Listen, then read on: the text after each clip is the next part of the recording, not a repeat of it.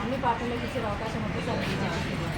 ఇదో ఈయన దగ్గరికి నుంచి నిధులు వచ్చేది తప్పకుండా మన సంగారెడ్డి 32వ వార్డుని డెవలప్ చేస్తాం.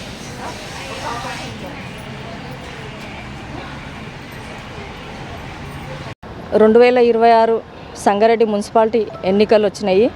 ఎన్నికల సందర్భంగా భారతీయ జనతా పార్టీ నన్ను ఆశీర్వదించి నాకు టికెట్ కన్ఫర్మ్ చేయడం జరిగింది. సంగారెడ్డి పట్టణంలోని 32వ వార్డు నుంచి బీజేపీ తరఫున నేను పోటీ చేస్తున్నాను. రెండు పార్టీలను చూసిర్రు, ప్రజల్లోకి తిరుగుతుంటే బీజేపీకి తప్పకుండా ఈసారి అవకాశం ఇస్తాము. సెంట్రల్ నుంచే నిధులు వస్తున్నాయి, నరేంద్ర మోడీ గారు ఇస్తేనే గ్రామాలు మున్సిపాలిటీలు బాగుపడుతున్నాయి అని చెప్పి ప్రజలకు అందరికీ తెలిసింది.